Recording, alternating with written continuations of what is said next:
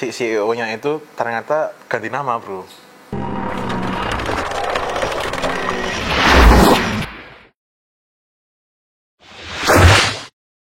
Halo, selamat datang di channel saya Ardi Novianto Putra. Ya, kembali lagi kita di acara ngobis. Ngeteh bisnis. Kok malah ngeteh? Karena kali ini kita nggak pesan kopi. Karena kalau minum kopi belum makan itu melilit. Nah, bersama sudah di sini dengan saya ada Bro Imam dari Fusik. Iya, Mam. Ya, oke. Ya, di video kali ini kita akan ngobrolin tentang kasusnya Joska. Jadi ada hubungannya dengan investasi dan ada hubungannya dengan marketing. Saya bagian investasinya, dia bagian marketingnya. Maklar everything. Ya walaupun Joska tuh udah agak kemarin-kemarin, tapi masih anget lah ya. Masih anget sekali. Karena kalaupun maksudnya orang Indonesia itu biasanya kalau sudah ada kasus ini, besok lagi pasti ada lagi gitu. Karena konyol. Nah, di sini kita akan ngasih edukasi gimana sih supaya nggak terjadi lagi, ya paling tidak orang-orang yang nonton video ini nggak terulang lagi, nggak terjerumus lagi ke dalam jurang seperti itu. Jadi si Joska itu dia sebagai financial advisor atau penasihat keuangan investasi gitu ya. Jadi misalnya saya atau teman-teman yang punya masalah tentang investasi, bukan masalah kebutuhan investasi. Iya. Tapi juga punya masalah finansial. Keuangan. Jadi punya gaji kok habis terus, nggak cukup gitu kan. Nah, itu konsultasinya ke situ. Tapi si Joska ini kan nggak cuma jualan konsultasi tentang finansial aja, tapi juga jualan broker dari dia. Jadi orang yang konsultasi ke situ diarahkan untuk investasi di saham gitu kan. Nah, di saham itu dia sudah kerjasama sama pialang tertentu. Oh, berarti dia itu maklarin saham? Iya, maklarin juga. Berarti kayak si Wolf of Wall Street? Iya, tapi kalau Wolf of Wall Street itu kan dia bikin perusahaan sendiri. Kalau ini pialangnya pihak ketiga. Jadi gimana? Jadi ini klien, terus Joska itu di tengah-tengah. Nah, ini pialangnya.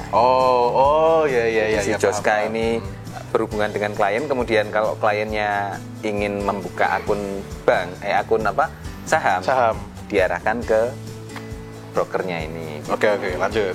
Nah, dari si brokernya ini kan tentunya dari kayak affiliate lah ya. Affiliate itu kan dia dapat komisi setiap kali transaksi saham. Ya parahnya si Joska ini dia maksain pengen kalau klien itu nggak ada transaksi kan si Joska nggak dapat komisi.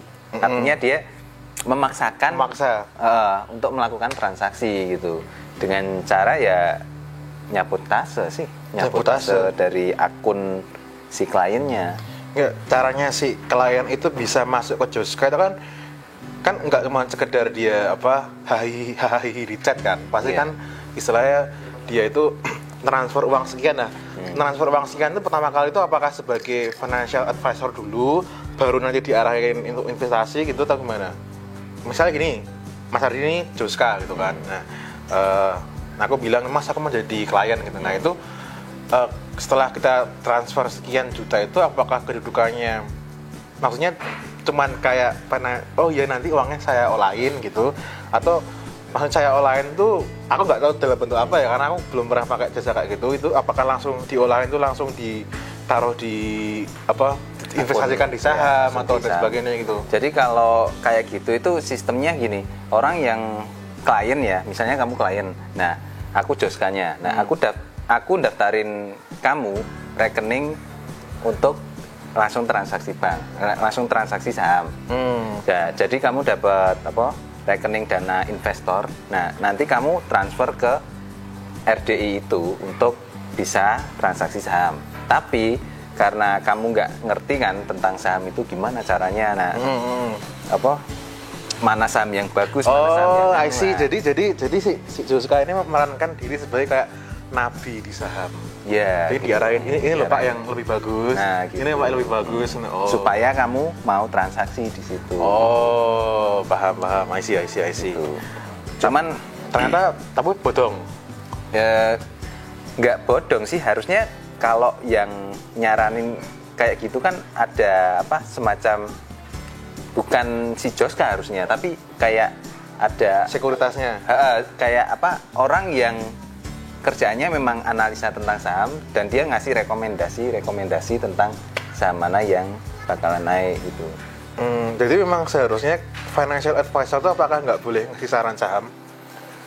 Kalau financial advisor itu kan membedah keuangan pribadi seseorang gitu kan. Mengelola. Nah, mencari mana sih celah yang mana yang bisa misalnya diperbaiki untuk dikurang, misalnya pengeluarannya terlalu banyak di sisi sini harus dikurangi gitu kan. Terus pemasukannya seberapa harus ditambahi dari bidang mana, nah kayak gitu. Oh, ya. Nah, cuman kan kayak gitu kan diarahkan ke saham untuk monetize-nya sih. Oh, gitu. Supaya si Joska dapat cuan. Jadi dapat cuan lebih lah ya. Jadi Joska tuh nggak dapat cuan dari pure klien, maksudnya aku daftar ke Mas Ardi gitu, katakanlah sekian jebret gitu untuk maksudnya gini loh. Joska itu belum dapat uang kalau belum ada aktivitas beli saham itu kan? Ya. Itu cuma sebagian sebenarnya, sebagian cuan mungkin ya pastilah dari si Joska pasti ngecas untuk biaya konsultasi juga. Oh iya, itu pasti, namanya kan juga financial advisor kan. Ya. Gitu. Nah, yang aku belum itu masih nerawang-nerawang gitu ya, maksudnya yang apakah ini menyebabkan kerugian besar itu, apakah yang di bagian yang cuma sebatas advisor itu konsultasi, apa memang yang dilarikan ke saham, katanya kan saham gorengan gitu kan. Jadi yang bikin rugi besar itu dari semua nasabah yang klien yang komplain, yang ada di Joska itu diarahkan ke saham, dan sahamnya itu yang melakukan transaksi itu bukan si kliennya tapi si Joskanya. Oh, berarti itu salahnya. Berarti itu mirip seperti kejadian di keluarga aku. Oh iya. Ya, dulu pernah cerita kan di channel ini juga. Jadi itu kalau di dunia trading forex sama kayak gini, kayak apa? Misalnya saya ingin investasi gitu kan. Nah, kamu sebagai marketing forexnya gitu. Terus aku ngasih uang ke kamu untuk diinvestasikan. Aku taunya investasi, tapi ternyata di trading forex, dan kamu yang melakukan trading intinya cuma dihabisin doang. Ternyata habis karena mungkin banyaklah marketing yang masih pemula gitu, nggak tahu tentang trading, tentang teknikal dan fundamentalnya, tiba-tiba langsung trading aja gitu. Nah, akhirnya habis uangnya. Ya sama kayak gitu. Kalau di Joska semuanya itu dialihkan ke saham LUCK gitu. Apaan tuh? Itu jadi kalau saya baca beritanya itu dia udah ada kayak kerjasama lah sama si Joska ini. Si perusahaan LUCK ini. Jadi kalau teman-teman lihat di film Wall of Wall Street, itu kan ada kayak perusahaan sepatu ya, terus di IPO kan gitu sama si lali aku bro itu.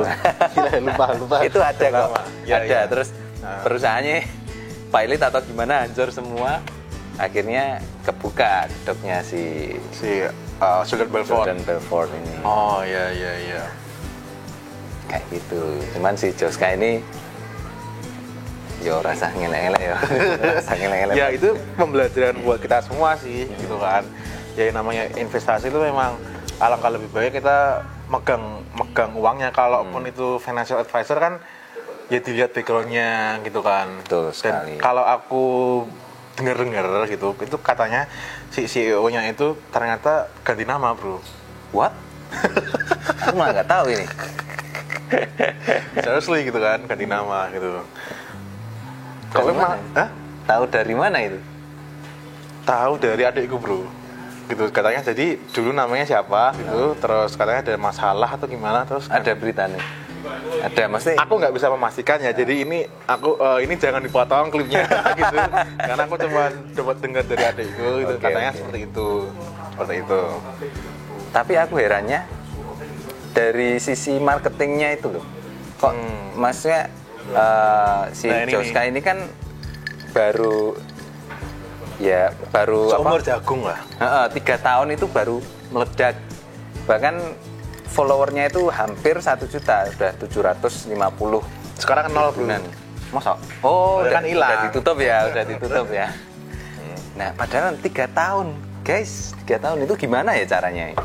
Kira-kira kalau dari sisi marketing gimana? Nah, dari yang aku pahami gitu, dan aku kan juga melakukan marketing, dan marketingnya ini di sosial media gitu.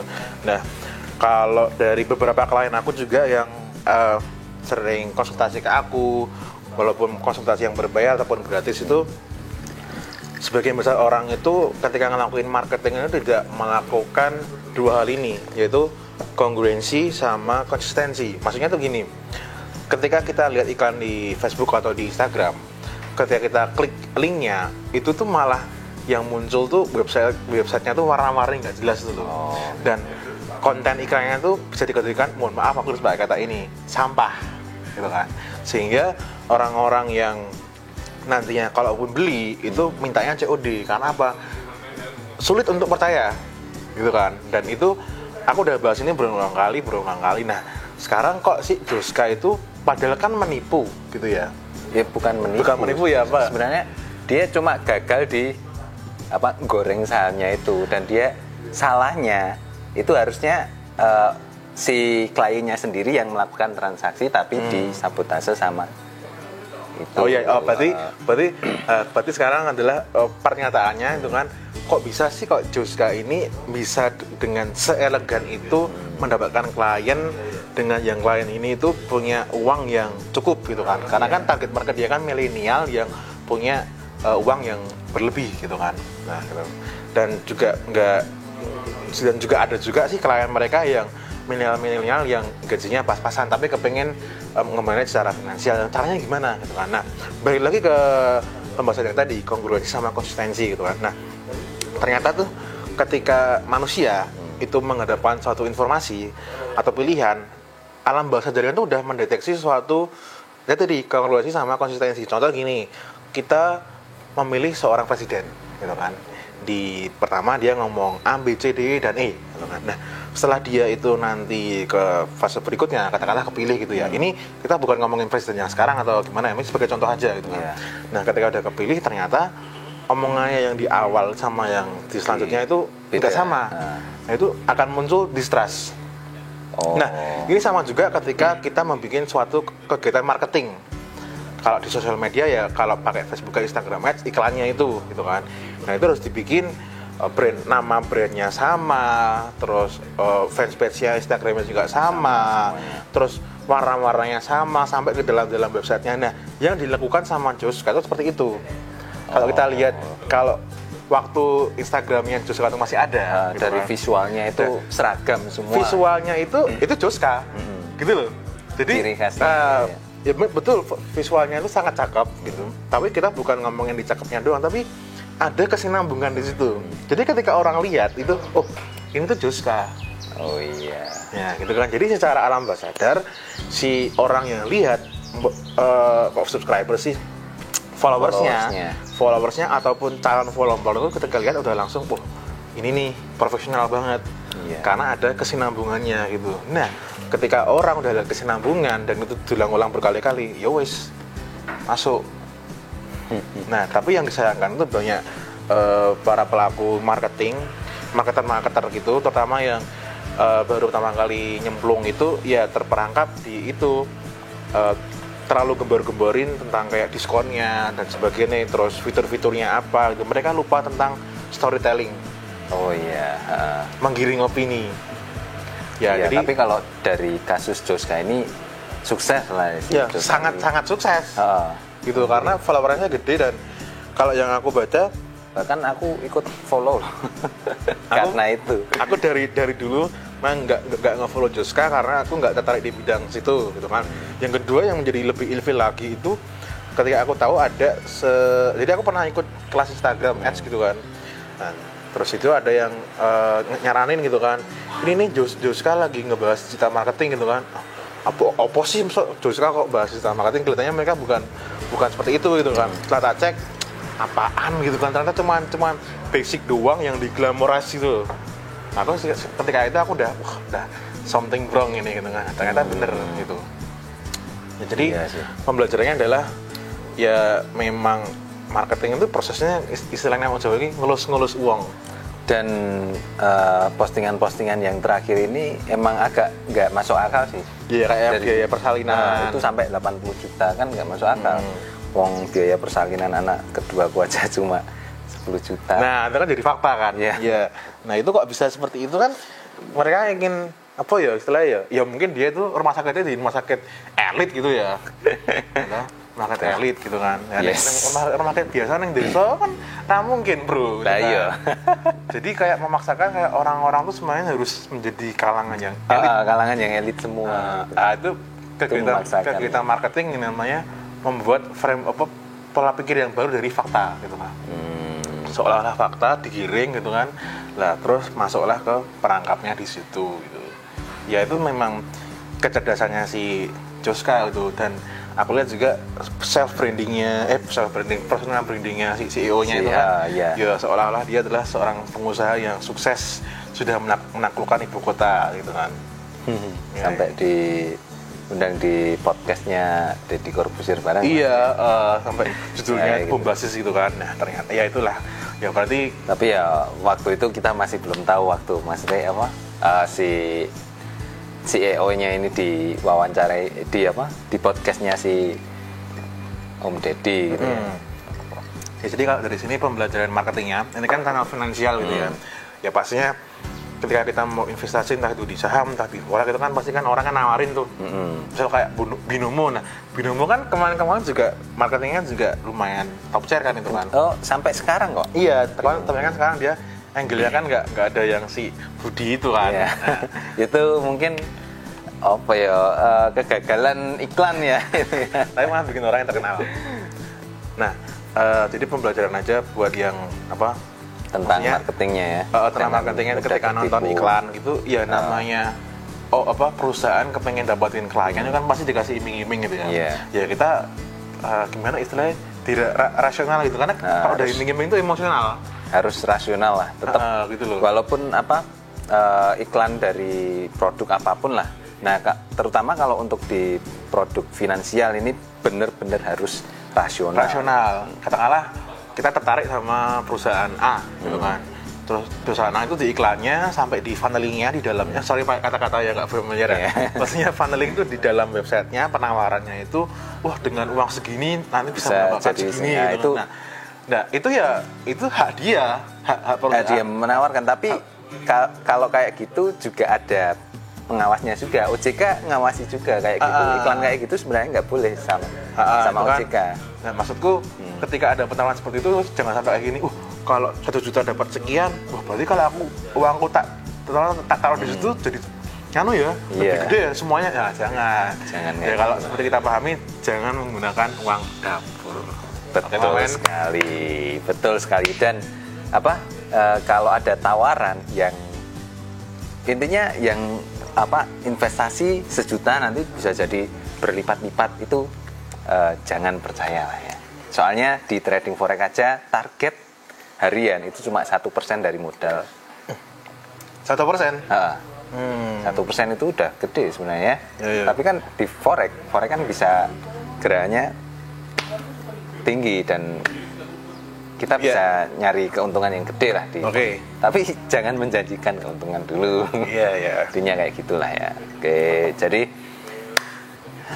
semoga teman-teman yang nonton video ini bisa mendapatkan pelajaran dari yang dari kasus Joska ini, dan buat teman-teman yang sudah nonton video ini jangan sampai kena kasus-kasus yang jangan masuk ke lubang yang sama.